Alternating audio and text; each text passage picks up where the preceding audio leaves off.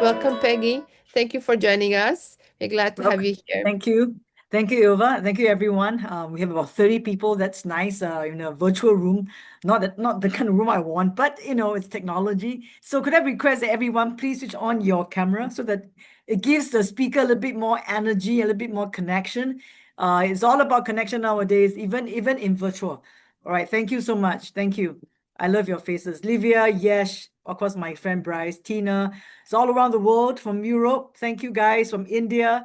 I know there's someone from Senegal. I can't remember all where you guys from, but we are a community of sports people, right, who love sports. Whatever you're doing, maybe you play sports, maybe you spectate sports, maybe you own a sports company, maybe you just love sports because it empowers and inspires people. Thank you. And Peru, yes, I see that. Hello, Andre from Peru. If I missed someone, please let me know. And I saw someone from Switzerland. Thank you. Let me share my slide first. Hold on. Yeah. Welcome to GSIC.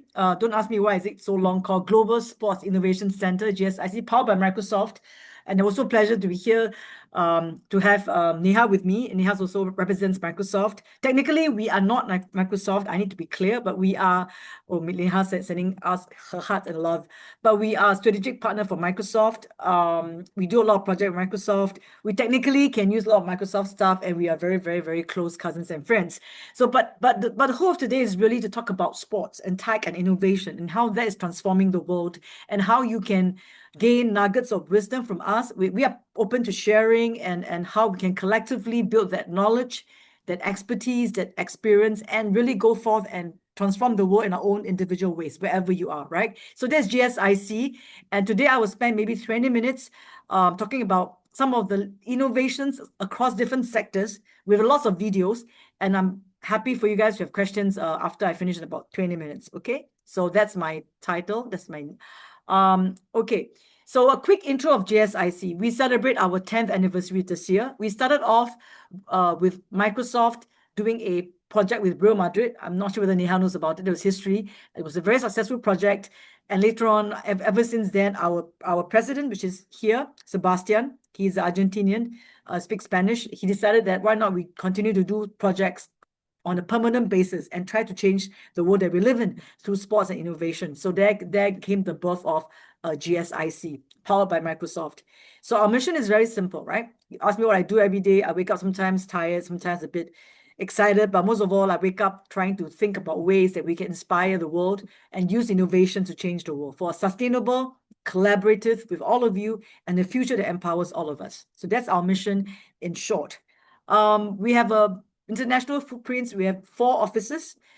We have about 15,000 industry contacts in our database, and we're very proud that IGNITE is one of our GSIC member in APAC. And a lot of collaborations happening with Neo. We just met her in KL, I think about a month ago. And then obviously Ilva is coming to Valencia to do a presentation. So our headquarters in Singapore. It is where I am in APAC, and that's where Neha is based in, also in Singapore.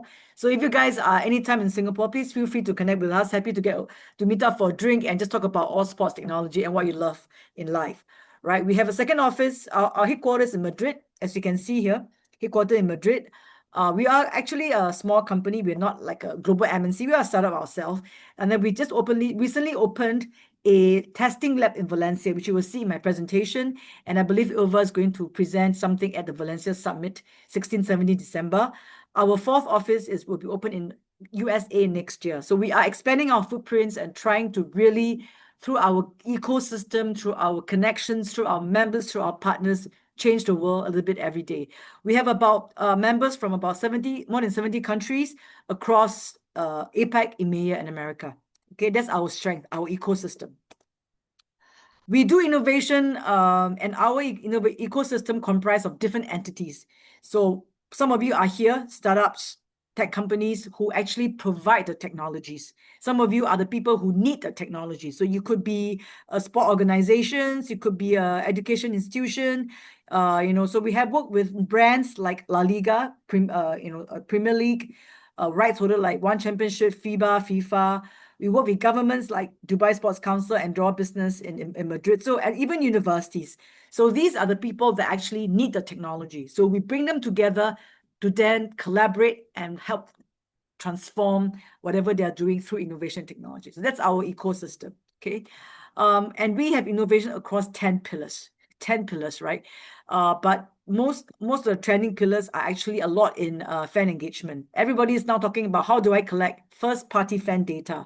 Don't sell it to Instagram, don't sell it to TikTok, don't sell it to the Ticketmaster. Own your first-party data so that you can collect your data, slice and size that data with technology so that you know the typical singular pen profile of your fan. And everybody needs to build their brand, whether you're sports, leisure, consumer, right? So that's fan engagement. A lot of those technologies are happening now in smart venues. How do you go to a stadium and just buy an authentic shirt with the RFID tag? The gates open for you because you are a legit member, and you walk around. There's an app telling you there's merch, there's beer, there's concession stands. You know what's happening. Toilets is crowded is 6, 7, 8. So these are the kind of technology you can experience in the smart venue, where it's no longer brick and mortar but entertainment hub. We also have technology across business analytics, technically AI, changing like what Neha will show you, transforming work processes, making a lot of jobs redundant. Nothing wrong with that, because that frees up the space for us to be creative, right? And then we also look in sustainability, sponsorship, right? If I wear Adidas shirt out on the field, how many pairs of eyes are looking every second at the Adidas logo, and how long are they looking? So these are some of the wonderful technologies that you'll see, probably see, and as I go through the deck. So let's have a quick overview of the global sports industry, right? Before we go into the industry innovation cases. No surprise, the most followed league game in the world is football. I'm sure amongst us, there are many of you who are football fans. If you're a Man U fan, please shout out. If you're not, please keep quiet. All right, and then we have obviously other sports. Cricket is big in India. Not surprising, it's top 2 there. And total addressable market is about 250 billion, and hopefully probably 1.5 billion in another 10 years. So this is actually how the whole sports scene is growing, and not surprised in the top 3. But obviously, if you're an American, you'd be wondering how come American football is out there in basketball, because this is actually the whole world. So just a quick scanning of the most followed sports. Hopefully your sports are somewhere around there, right? If not, it's okay. You still love what you love.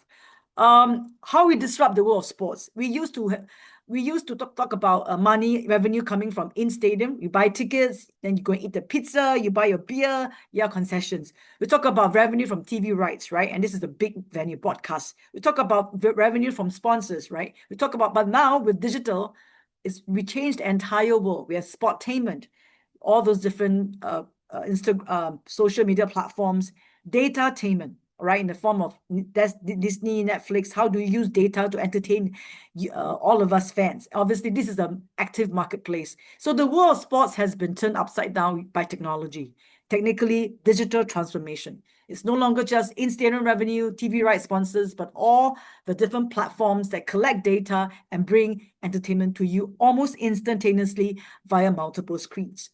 All right. This is a very big slide just to confuse all of you, but also to show you the immense power of AI and applications. And I think Neha will love this slide, right? So it goes across from AR, wayfinding in events, smart venues, injury prevention if you're into sports, wellness, if you are into events, cashless payments, esports. So these are really big areas of application, and this technology have revolutionized how sports are being consumed, enjoyed, practiced, and definitely transforming the way things are being produced, things are being consumed, and things will continue to change to, I think, perpetuate sports as an economic force, right? So there's those applications. Now I will go into some of the applications with specific case studies. So the first case study I'm going to do is smart venues, right? And I'm going to give you, so we have and these are all the case studies from our GSIC members, real world case studies by real members who have applied their technology to real world applications. So Neoma is a AI our member based in Hong Kong, and their challenge is very clear, right? When you go to most events, the operations are overwhelmed by high volume of guests in a short time, especially hospitality, especially during break time or half time, right? So the solution is Gaia, AI technology, which optimizes workflow and then deliver very seamless VIP experiences. And they have done it at the FIFA World Cup in Saudi Arabia, and that was achieved 30% efficiency in terms of work processes. So let's just look at the video in terms of how hospitality has been personalized through technology. So please enjoy the video.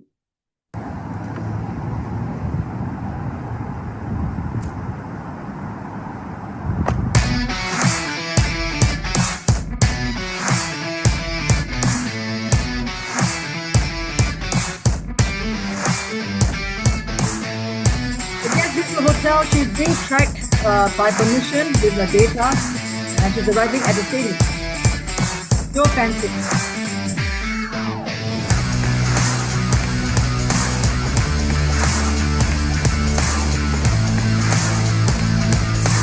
The VIP tag is RFID, and it contains all the data about what she likes, where she goes, all the important information for the profile of the guest.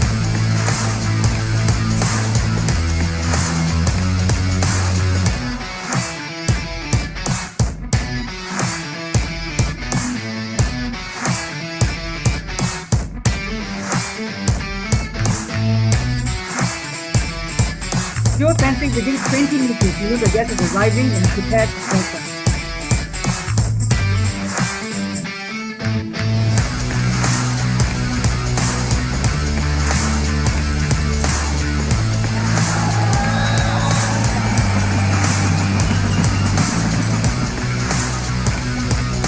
For the data you can see for each guest.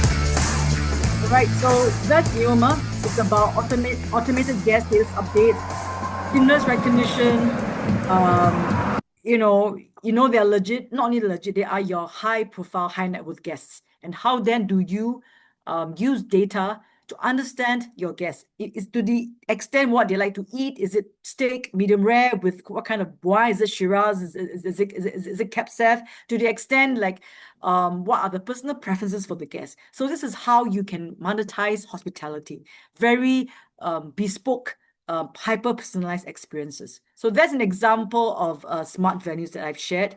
The next, the next innovation is in fan engagement. Remember, I showed you the 10 verticals. So we have covered smart venues. Next, I'm going to show you fan engagement, right? So this is one of my favorite technology and member Spectator. They are based in India. So the challenge is that, traditional sports viewing experiences are quite boring and they're difficult to engage global audiences because there's language barriers, no translation, there's no real-time personalization, and there is no way to track highlights and generate within 2 or maybe less than 6-7 seconds. The fan nowadays are very demanding. You look at your cousin, your niece, the younger one, or even some of you are very young, right? You demand that as you watch the game, you're on multiple screens. You might be watching a EPL game, but you're actually watching basketball on your phone. You are sending out stuff on your social, on your Instagram. You're doing TikTok. You are looking at the stats. So you're on multiple screens. How do I then be able to give you real-time, hyper-personalized data to you and also to the sponsors and the people that are there so that they can actually give you the right customer offerings? So the technology is all about localization of content, real-time personalization, and therefore increase your enjoyment, right? So obviously they have done what they have achieved. Your multiple screens, personalization, there are many opportunities for you as a sports brand or a sports entity to monetize those opportunities, to bring more revenue to the club through understanding your fan better. It's not about sucking the blood of the fan, but it's actually understanding what they want and giving you what you really need. And therefore, we increase consumption all around for the economy. So just give you, enjoy the video, and I love this, all right? It's Spectator on...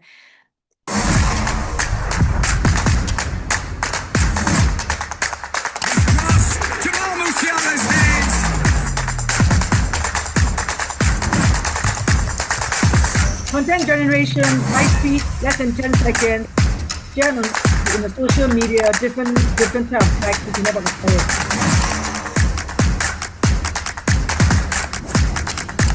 Kane with a shooting opportunity. This case is Harry Kane. It's all the data about him, the 2 moments you can share via Facebook.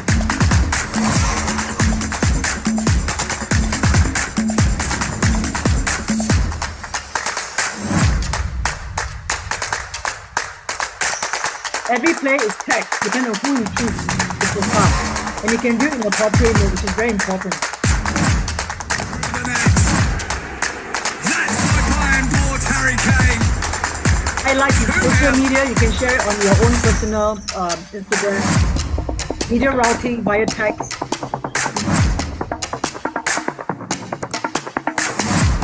Any player you want. Access to different types of social media in real time as the game happens in front of you.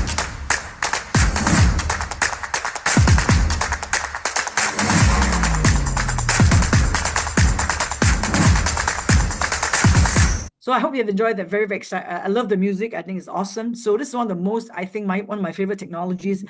They're into football, but they actually do other things. So it shows you the power of personalized insights. Real time as watching a game, and less than 10 seconds, you get highlights. Nobody watches the full game nowadays, especially younger generation. So we need to change the way content is being produced and managed for the fans. All right. So that's fan engagement.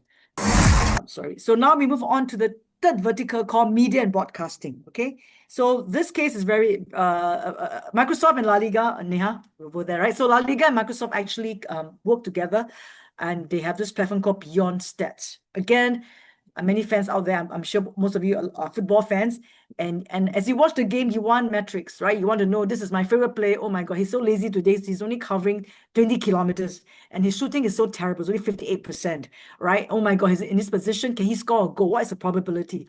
All these stats are available, and it helps you to be a more knowledgeable fan, and therefore you feel more loyal to the club because you know what's happening, and you can share with fans that love the game. So there's more topics to talk about. So this solution is called Beyond Stats.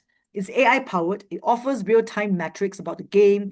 So not just how much the shooting angles, the positioning of the players, and it can even calculate if you're at a certain point, how likely are you to score a goal? And actually, when you score it, right? So with this, La Liga has changed the fans being just pure spectators, just watching and not knowing anything, to making them feel like, I know the fight, I know the player, I know the stats, I want to talk to my friends, and it's going to be fun. And that fosters that deeper loyalty because you know each player better. So just a quick video on that, Beyond Stats. So imagine, right? This is what I call the near impossible goal. I believe it's Luis Suarez. Only 4.3% Microsoft says he can score the goal. What happened? And look at the boss. You know who is that? Diego Simeone, right? The Argentine. He's like, oh my God, it's hot, right? So this is what stats can do for you. This is what Beyond Stats can do for you.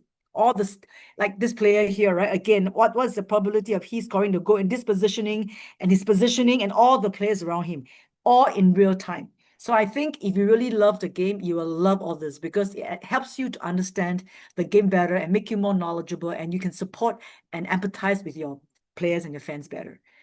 All right, so that's that. The next vertical I want to share with you is team and athlete performance. Some of you may be in a sports organization developing athletes, right? So we have a member called Oracle.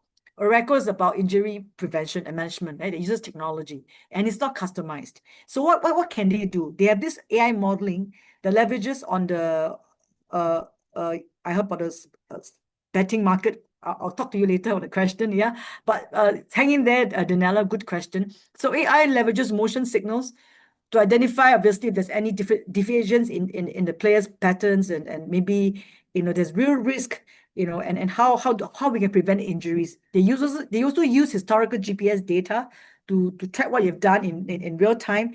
And if you know that you're nearing your load and you are actually still recovering, you better not do that much of training.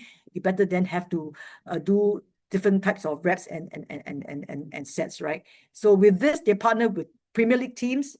Obviously, those soccer football players, a lot of them, very often when they are told to rest, they don't quite understand. They think that, well, I think I don't need to rest, I'm okay. But when you show them data, then they realize, actually, yes, I'm near my top load. I'm actually still recovering. I need to slow down, or I can only play maybe 50 minutes per game. Instead of feeling that it's a coach random decision, we're using a science of data to help them, monitor their work rates, their injury prevention stuff, and therefore you can have one of the lowest injury rates in Premier League. So just an example of a technology for injury prevention in a real soccer league like EPL.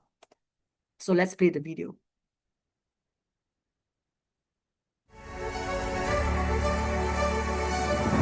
So Simply put, what Oracle does is maximize an athlete's performance by taking into account all the inputs that go into that athlete's training, preparation, and recovery. And what we can do is help you distill all that information into one number and use that number to predict your performance. It starts with really simple analysis of the blood, but now includes everything from sleep, nutrition, workload, GPS, and they've grown that into a system that can predict how well you're going to recover from an injury, how well you perform, and how quickly we can get you to your maximized potential. Why this is so exciting is it helps you see around corners. It can help give you a warning sign that your system is under pressure. Therefore, the risk of you getting sick or hurt is on the way up. Everyone has the opportunity to make themselves better with the best tools available. The person like myself who's just trying to get out of bed and survive, has the same tools an Olympian would have or an NFL Super Bowl champ. You imagine having the Olympic sports scientist in your pocket, helping you say, today, here's what you need to be thinking about. Or how about this for a training session? Or based on everything we know about you, plus your big race in 2 weeks, this is what you should be eating today. How cool is that? Oracle, less guessing, more knowing. One of the best taglines that I love, right? Less guessing, but knowing more about your own data. And like what he said, everything in one phone in your pocket. So we have democratized access to data, to content management, not just for the elite athletes, but everyone, just through technology. Okay, so I hope you love that. I think it's very powerful. All right, next. Sorry, let's go. We have looked at smart venues with Neoma and the FIFA World Cup success rate. We have looked at spectator with football, fan engagement. We just looked at team and player performance with Oracle, and before that, I think we look at media and broadcasting with Beyond the Stats, right? Real time, and those data are used for broadcast to continue to monetize and generate revenue. Now we look into fitness and health, which is some of you might be in this area of how technology can help again democratize access to data that improves your training, right? So we have this company called DeBio, again our GSIC member. So wearable devices now something used to be very bulky, right? And not stylish, not lack of user comfort, and low accuracy. And data collection is not very customized based on your own personal training needs. So they have this thing called Gmod Cloud. It's the most advanced sensing your motion. Insole sensors into your shoe. Just a small little round thing, right? It doesn't make you feel that you are being bulky. It's easy to wear, it's freedom, but very precise sensing of your gait and movement, and can transfer data instantaneously. So that the data can go into your watch or your phone, and then that helps you to continually monitor your training in real time. So what they've achieved is obviously a comfortable, very good user experience, use of technology to predict and anticipate your health trends, right? So again, it's very customized. Beyond Stats was for teams. This is for own training, right? More for fitness. Oracle was more for team performance. So there's a bit of differences, but it's all about AI-powered technology. So have a look at the video. Enjoy. Introducing the AI Dynamic Motion Sensor, the GMOT Cloud. The GMOT Cloud is an all-in-one fully embedded sensor technology that is thinly integrated into an insole. With the battery, module, transmitter, 6-axis motion sensor, and 18 pressure sensors thinly designed into an insole, it empowers individuals with accurate, remote, and continuous monitoring capability while providing instantaneous speed, distance, center of pressure, vertical, caloric expenditure, pressure distribution, gait analysis, such as step width, stride length, step height, and step frequency. This wearable device, seamlessly integrated into your footwear, surpasses the limitations of traditional methods without compromising comfort, safety, and convenience.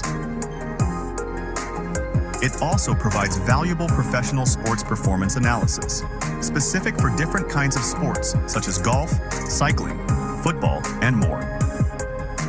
So contact DBio now and be provided with the most innovative latest AI technology and solutions. True wearable, wear your life, not a device. DBio. Again, very powerful tagline. It's easy to wear, it's sexy, it's not cumbersome, precisely when you wear this in your shoes and your training, it gives you data real time to you, either to your watch or to your mobile phone, and you can use the data to continuously improve your training and monitor your training. So that's the bio for fitness and health. Let's move on. So I think so. We have touched at 5 verticals. Now I want to look at something that's a little bit more broader. So in GSIC, we also run a sports groundbreakers challenge.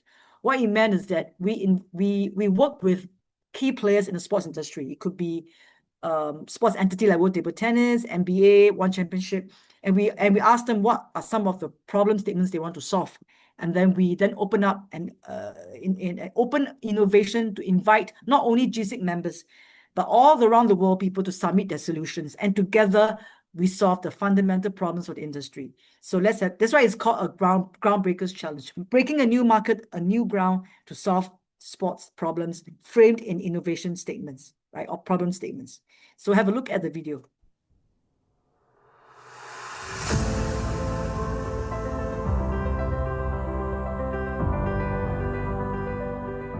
Hey AI, what's the weather like tomorrow? Tomorrow's forecast is sunny with a high of 75. Hey AI, play my workout playlist. Playing your workout playlist now. Hey AI, how can I solve my sports organization's challenge? AI can offer many solutions, but some challenges require the human touch of experts, innovators, and groundbreakers. Why not submit your challenge to the International Sports Groundbreakers Challenge by GSIC? In the future, AI will help us answer many questions, but when it comes to the intersection of technology and sports, we're now writing that story together. That's where you come in. If you've ever imagined enhancing the sports world with technology, this is your canvas. The first edition of the International Sports Groundbreakers Challenge gathered 35 challenges submitted by 13 international sports organizations. 77 companies offered 230 solutions. 10 were selected to work on the pilots. But our work doesn't end there. Welcome to the International Sports Groundbreakers Challenge, Season 2, where your ingenuity meets real-world challenges from global sports organizations. Your ideas could provide real solutions for these organizations. Imagine being the human touch that makes the difference. So are you ready to go beyond all the algorithms and codes? Are you ready to be a groundbreaker? Embrace the challenge. If you're a sports entity, share your problem statement. If you're a tech company, offer your solution. Don't just wait for the future. Shape it. So this is one of the most powerful platforms that GSIC runs. It is a massive platform. It takes months because we are solving deep industry problems. So you have seen that if you're a sports entity, you want to solve a fundamental problem. If you're NBA, you want to solve the problem of, for example, smart venues or collecting data from your fans who go there, what they eat, what time they usually come to the games. Then that is your problem statement. And then we'll look for tech companies to provide the solutions, and we match them on the big scale, right? So this is what we call really transforming the fundamental issues that we face as industry. That's why it's called a groundbreaker. You're a groundbreaker because you want to do something different and you're willing to work with the different sports entities. And it could take 3 to 6 months, depending on the depth of the problem and the complexity of the problem. I think so if you see what we have done, we have worked with Sports Singapore, which actually funded this program.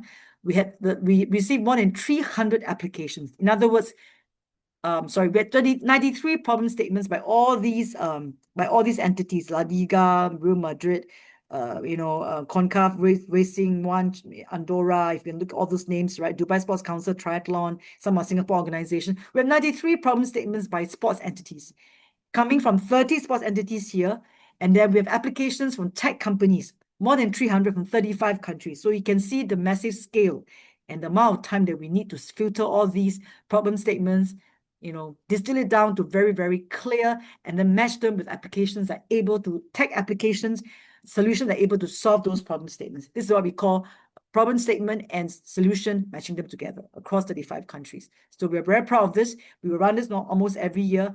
If you are interested, let us know, right?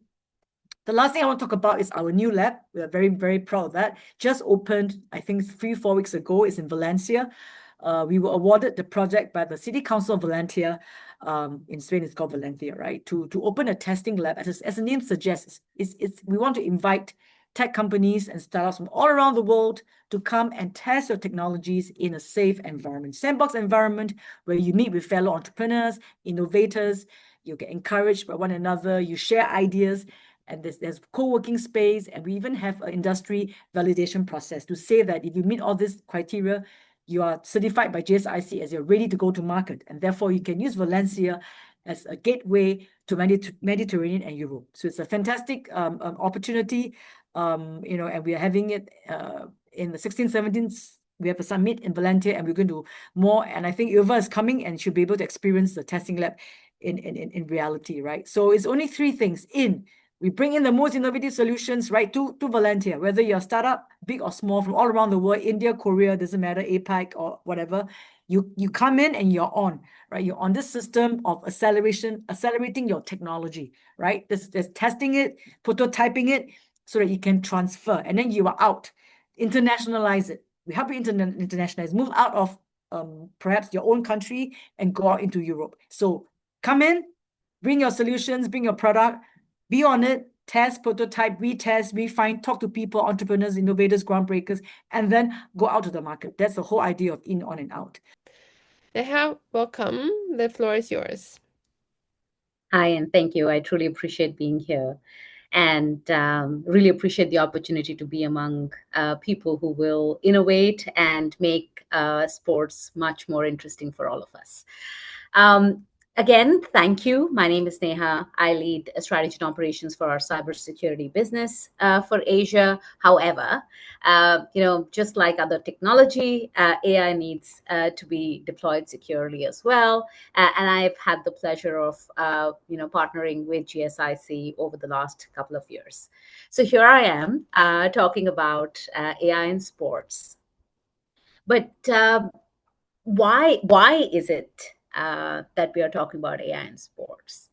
What we're seeing more and more is that AI impacts athletes, coaches, referees, as well as fans across the sports life cycle. And based on today's discussion, I hope you go back and appreciate a little bit more the impact that this advancement in technology is going to have on the entire sports industry. The other bit, which is a little bit of a double click here, is the fact that because we are now able to process and reason over a large amount of data, we are able to get real-time insights. We are able to analyze a tremendously large amount of information and insights and crystallize data points that can help increase the performance of the athletes, improve the game, as well as fans ourselves, our experiences become better and we get more immersed as we enjoy the games that we like to watch.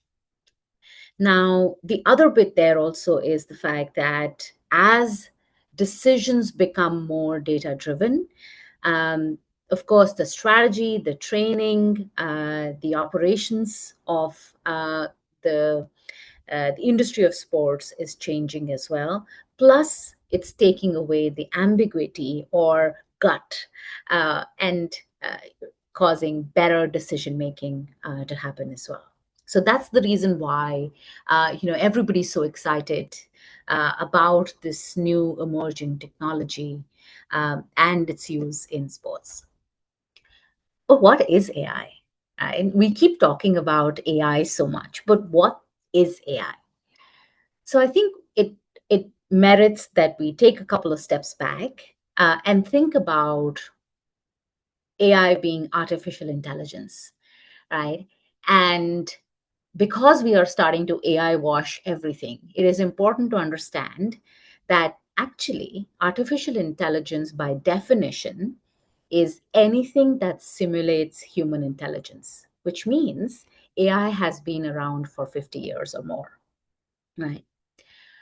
Within AI, there is a segment around machine learning, which is where there is algorithms as well as technology that learns from data and makes predictions. So there is a large amount of data. The algorithm learns from that data, and from that data and the past information, it is predicting the future. That's machine learning. What we actually are referring to AI in the common parlance today actually is deep learning as well as artificial general intelligence. What is deep learning is where multiple complex algorithms actually connect together and learn from the past, but also generate net new information, generate net new insight. That's what is where the prospects are the maximum, because now you're not just simulating human intelligence and learning from what humans created to predict something, you're actually creating net new content. That's why everybody's so excited about AI. And in fact, it is seen that the global AI usage in the sports market is predicted to grow from about $1.2 billion. That was the number from a couple of years ago, to about $8.8 billion by 2030. So it's a big market per se as well. And the other bit that we also foresee is the fact that about 85% of teams will start using AI for performance analysis. Similarly, there is about 80% that actually see AI as a strategic investment as well. So AI is here to stay, right? Now, what are the use cases? What is the technical use case in sports? And in fact, Peggy, did talk quite a bit about these topics through examples. But let me quickly share with you a few examples of my own. So while we can go through the different things on the slide, let me actually tell you the story of a para-Olympian, right? So the Paralympic champion, Samantha Bosco, right?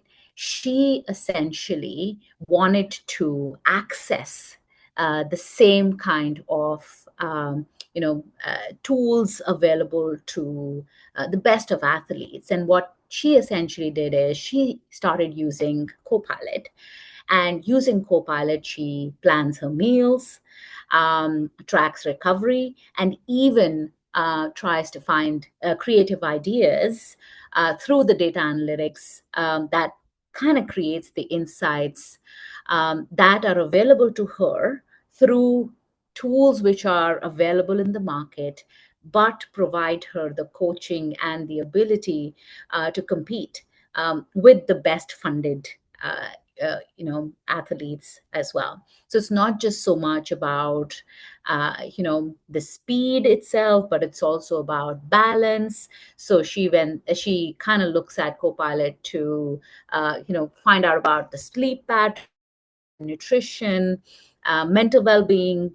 All of that can get optimized through AI for her, right? And that's where this is actually leveling the playing field for women athletes, but also athletes that may not have as well funded backing as a well funded athlete, right? So that's just a little bit of a story of someone who's actually using technology to improve themselves. But generally, in the space of enhancing athletic performance, there are a few things that are being worked on. First and foremost is where coaches are looking at gaining deeper insights into speed, endurance, gait. That's the example that Peggy just shared as well.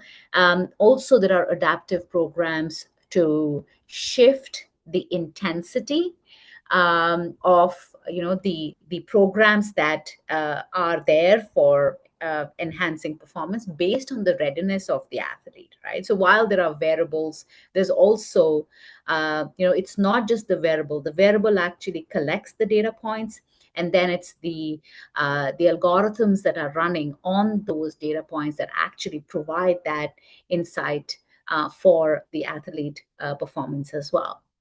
Plus, there is video analysis for individuals and teams, because it's not just about one person's performance. There are also teams that play together. So through video analysis, how the players are passing the ball or what have you, in terms of how they should be playing, against and together. That kind of analysis is also being done. Plus, it was already shared in terms of personalized training plans, whether it's variables or analytics. There's real-time movement analysis that's happening in order to refine the technique. So it's not just about the insight gained, but also, the insight provided. So yes, let's say my big toe has more pressure on it. That's information. But then how should I change that to have a better gait, or refine my technique so that my performance improves? Those are things that are being worked on as well. And then of course we saw the blood analysis tool, which kind of helps with injury and risk detection and recovery optimization as well. So enhancing athlete performance, a big area where technology, machine learning as well as deep learning is being used to support players.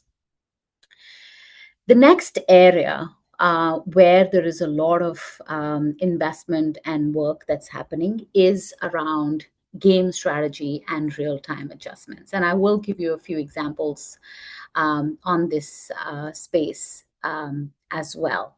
But generally, what we are seeing is that predictive analytics is increasing winning possibility and probability for teams by 15%, 15%, as well as there are about 60% coaches that we've spoken to that say that they want to use AI for live decisions, because it's a split-second decision that the coach needs to take. Right? So whether it is real-time footage analysis, that is identifying patterns and weaknesses, or there is predictive analytics that's being used to inform formation as well as play calls. There is automated commentary systems that are surfacing key movements. There is performance tracking, in terms of guiding substitutions, as well as tactics. There's also augmented intelligence support in terms of decision making within the game. And plus, of course, there's VR simulations that are happening, which enable scenario rehearsal and feedback. Right? So real time, the coaching gets improved because there is millions of data points that are getting looked at in team sports, and hence the gameplay is being adjusted accordingly. So that's a little bit around where game strategy is being looked at as well. There's also this area of officiating and judging, where I'm sure all of you already would be aware that a lot of judging is now AI assisted or machine assisted, where computer vision is supporting more accurate calls. There is 3D capture and analysis that kind of does impartial scoring, and there is reduction of bias, because we human beings are biased individuals, right? And by the way, even AI can be biased, right? And we'll talk about that, because ultimately it is a machine, right? And it is based on the data that it learns from. So if the data is biased, the machine is biased. So therefore, but having said that, if the data is clean and it is adjusted for bias, then there is judging and officiation, which can be impartial in that sense as well. That said, we talked and looked at a lot of examples of fan engagement, personalization, and always on. And I personally feel this is phenomenal, right? Because this is where, as technology innovators, as organizations that are creating tech, and doing marketing and signing those big media engagements, this is where a lot of big money is as well. And which is where, how does it, some of the things where technology is being used is around tailored notifications. How are you engaging the fan based on their preference? What is it that they would look for? It's not just the raw insight that you provide. Sorry, I think somebody's off mute. The raw information that you provide, but you as the user, you as the fan, also based on the eye movement. What did you see more versus less? What notifications did you click on? What did you not see? Your feed kind of changes, and a lot of us have already experienced those things with Netflix, with all these streaming platforms as well. So the fan is providing data points for the algorithm that gets trained, but through that training, there is tailored notification and hence deeper engagement with the fan, so that you have better engagement with the people who love the sport. Then again, we've also seen in-stadium convenience via smart entry, crowd flow that Peggy just shared the example of as well, where not only VIP management, but really when you have large stadiums with 50,000, 100,000 people, 50,000 inside, people outside, you also need to manage the physical security of the stadium as well, which is why crowd flows is something that organizations are looking into from a technological perspective as well. And then, of course, the physical and the cyber security of the fans in a venue is a whole other domain that I'm happy to sometime talk to people about as well, if you want. But again, in stadium engagement and security is something that is a lot, that's a lot of technology that's being invested in that front. Then the other areas, of course, social video features and elevating the digital participation of people, where live you're rolling the game and then you're integrating interaction within that live game as well. So there's that element that's also there. And then, of course, I already mentioned personalized highlights, content, interactive stats, which is the example that Peggy shared.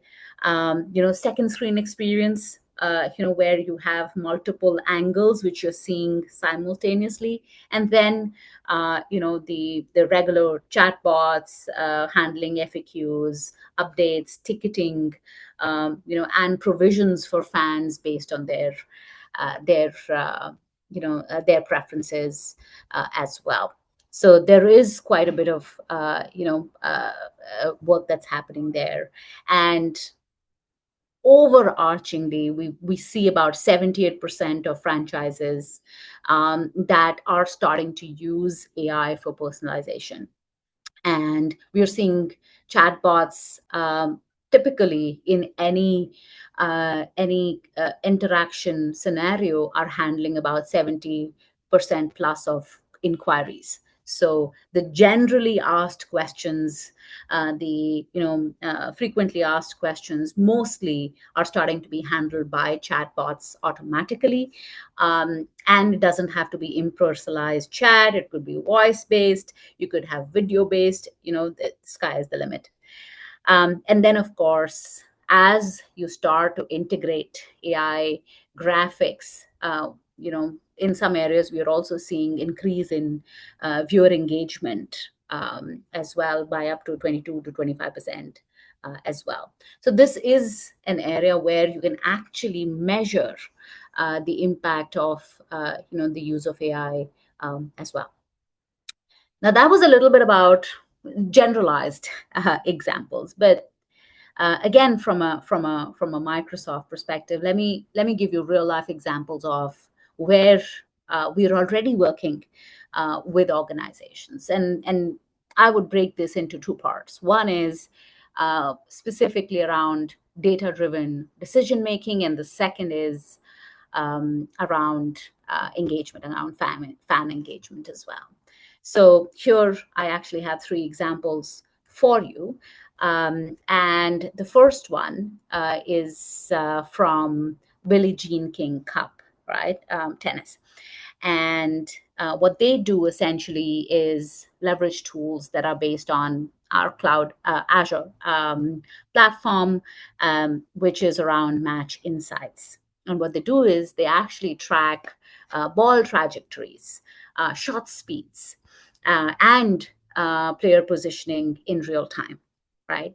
And then coaches and athletes use these insights to refine their tactics instantly, right?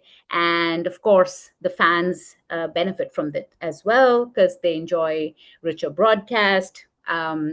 It's turning tennis into a data-driven spectacle where every serve, every volley actually can tell a deeper story. Right? So there's much more engagement, much more attachment to the game that we can drive with the fans as well. The second example essentially is around NFL. Now, NFL does, it does two things with us. One is they actually have a Surface integrated tool that actually delivers real-time insights on player performance. So it's on the side of the court.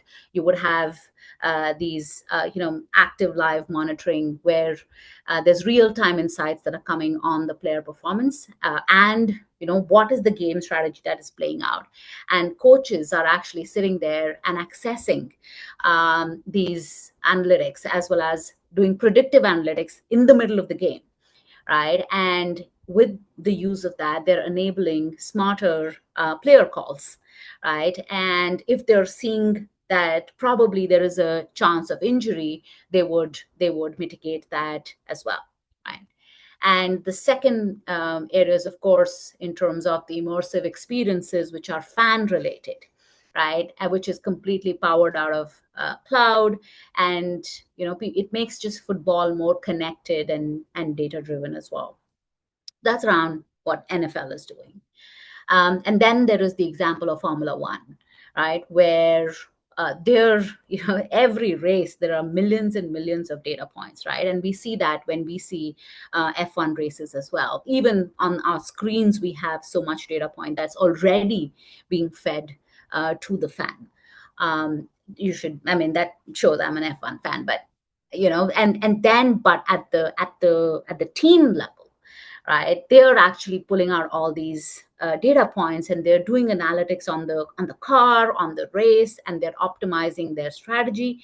And then the engineers actually are analyzing millions of data points at that time. And they're not doing it themselves. It's just the tools are doing it.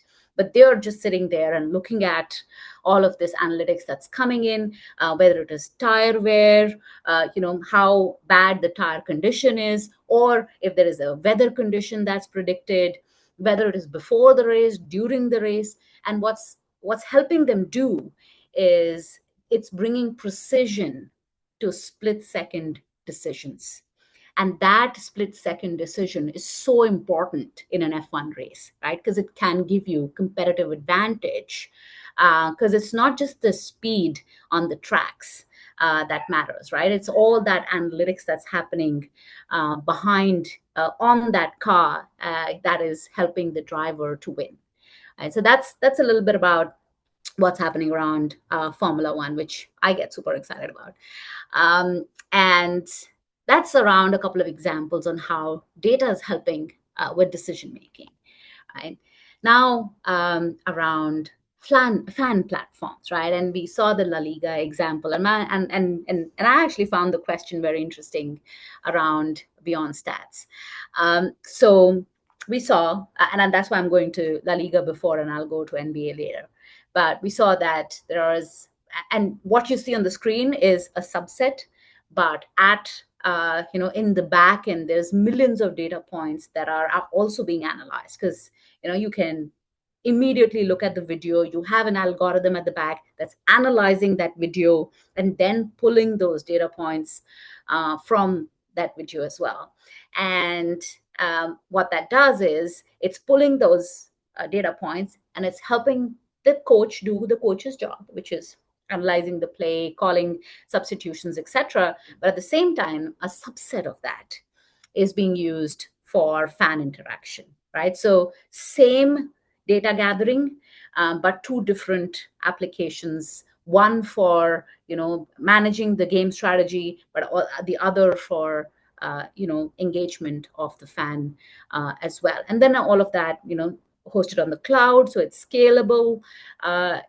Depending on the number of fans, depending on how many people are interacting. So it grows and reduces depending on the number of people actually using the technology as well. Now, that's La Liga, because you already saw the example. Let me tell you about NBA, right? And NBA actually partners with Microsoft for fan experiences. And what they do is they actually have their own tools built out of our cloud platform using Azure OpenAI and such. And what they're focusing on is personalized content streams, right? Now, like you have personalized content streams on Netflix, where what I get on my feed is very different from what my child would get or what my husband would get, right? Based on my viewing habits. Similarly, NBA actually does personalized content streaming. Again, and by now, predictive game analytics is everybody's doing it, right? So there's predictive game analytics. They're doing immersive digital platforms in terms of fan engagement around basketball. And like Peggy said, basketball is a big thing in the US, right? But behind the scenes, the team is also using this entire data to optimize the player performance.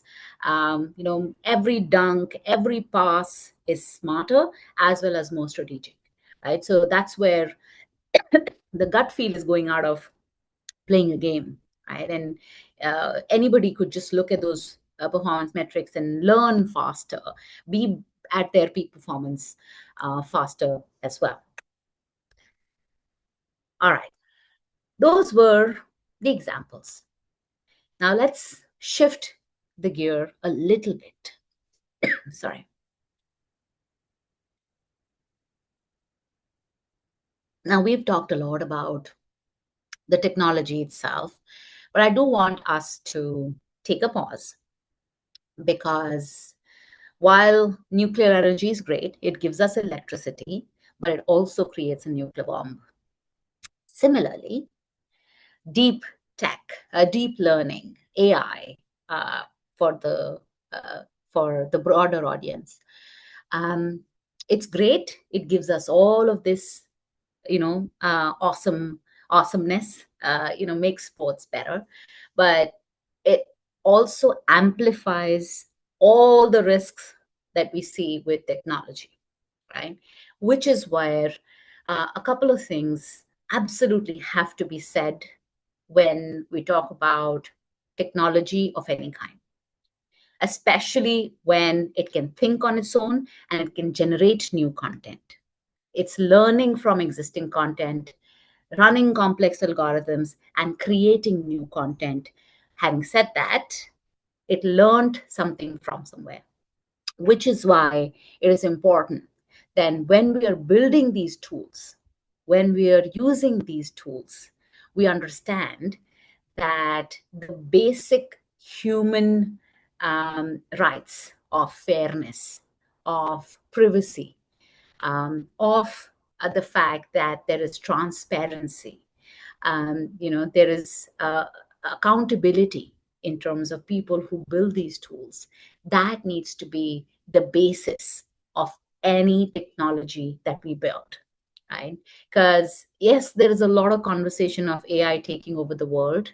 But having said that, there needs to be an ethical grounding where AI should help the human become better, right? And that's the approach, at least from Microsoft side, we take to say AI shouldn't be that transformer that goes and kills humans. Humans should always be in control, right? Which is where it's important to when we are building tools to have grounding in fairness, have transparency. The tool should do what it says it is going to do. People's private information, like their names, their credit card numbers, should be kept private. There should be enough security parameters so that humans, do not get impacted by the use of the tools that can make their lives better. And so that's a little bit that I definitely want to caveat. All right, we are almost towards the end of the content, and then we can go into questions. So what does the future look like? Again, the future is here already. There's already a lot of work happening. It's how it goes from where trial and error is happening to this should be the default, right? And which is where there are 4 areas where this level of technological use is going to become default. First is performance analytics. Right? It enhances performance analytics. It provides athletes and coaches with data to improve training and gameplay strategy, which means in the future, you will have the best of the best games. The margin of victory, depending both sides are equally placed, will become smaller and smaller. So it is going to increase competitiveness, and hopefully, similarly, it will also increase fan engagement, right? Which is where there is more personalized experiences for fans. There's enhanced engagement. There is more interaction. There is, immersive. Physical becomes virtual, and there's immersive experiences that the fans will have as well. Then again, of course, from an athlete perspective, injury prevention, that's something that we also saw as an example, where predicting and preventing injury and allowing athletes to maintain peak performance for longer time is something that will and is being worked on. And then, of course, real-time coaching, real-time judging, using AI for scoring is something that we are already seeing happen as well. All right. So what are the key takeaways from this? One, of course, there's so much goodness that can come out of this technology, and the fact that it is in everybody's hand, in everybody's pocket now, which is awesome, right? So that's where there is transformation of athletes. There is the entire fandom is being managed across the sport life cycle, real-time insights and analytics that elevate performance and experience, as well as data-driven decision-making, so that when a driver is driving an F1 car, they have the best information at their hands to be able to win the race. But that said, we need to think about adoption responsibly. It should be secure, scalable, as well as ethical by design. And of course, I leave a link here in case you do want to read more about the various, the amount of work that Microsoft is doing in this space, as well as examples that you could learn from as well. With that, thank you very much.